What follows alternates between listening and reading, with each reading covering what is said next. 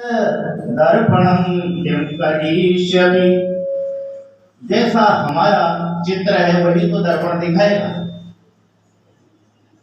तो ये हमारा बहुत बड़ा भाग्य है कि महाराज श्री के मुखारविंद से हमें अमृत बिंदु प्राप्त हो रहे हैं नवरात्रि के पर्व पर।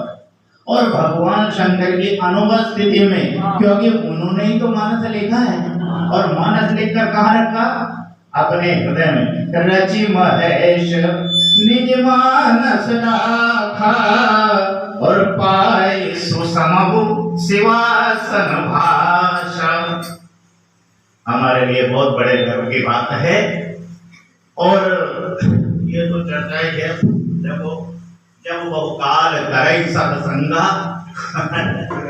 महाराज जी से मैं तो इसी योग्य हूँ भी नहीं, आपके चरणों का अनुरागी हूँ। ग्राम से पधारे हुए सभी धर्मानुरागियों का बहुत बहुत धन्यवाद। आपने जो है सहयोग किया। कौन सा सहयोग किया? अर्थ का नहीं, आपने अपना मूल्य समय यहाँ आकर दिया है। आज कौन सुनने के लिए आता है? आजकल तो बहुत साधन है, बटन दबाओ, सारी सामग्री टीवी में मोबाइल में मिली जाती है। तो आप लोगों ने अपना मूल्य समय दिया और जो है महाराज श्री की वाणी को क्या किया? सफल किया। क्यों? क्योंकि वक्ता वक्ता ही बोलता रहे, श्रोता नहीं हो तो फिर क्या मतलब है? श्रोता वक्ता ज्ञान निधि तथा राम के गुण। तो ये जहाँ वक्ता और श्रोता, वक्ता तो ज्ञान का भंडार है, लेकिन श्रोता भी ज्ञान के भंडार हो तो बड़ा आनंद आता है।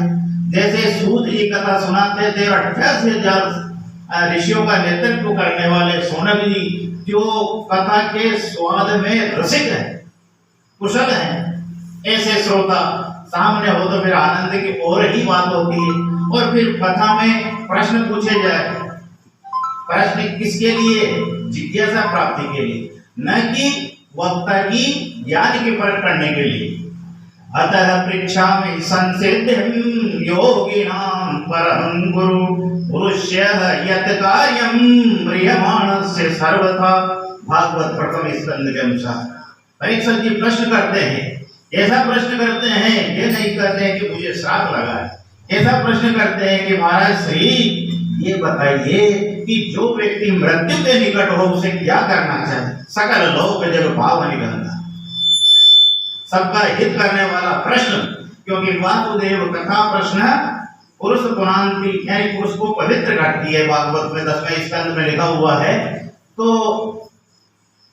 परीक्षित राजी है, सूर्यदेव की सोच में पड़ गए कि परीक्षित ने ही प्रश्न किस प्रकार से किया, भावुक हो गए कि धन्य हो। ऐसा प्रश्न आज तक किसी ने नहीं किया। उसका उत्तर लिखते हैं द्वितीय स्कंद के पहले ही श्लोक में। वर्यानेश के प्रश्न, वर्यानेश, वर का मतलब होता है श्रेष्ठ। आपका जो प्रश्न है बहुत ही उत्तम तरीके का है। वर्यानेश से प्रश्न कृतो लोक हितम नृप, यानी इसमें लोक हित छिपा हुआ है। तो हमारा धन्य भाग है कि हमें रामचरितमानस और ऐसे व्यक्ति के द्वारा, ऐसे महाराज जी के द्वारा, ऐसे जो शास्त्रों के ज्ञाता हैं उनके द्वारा प्राप्त हो रही है।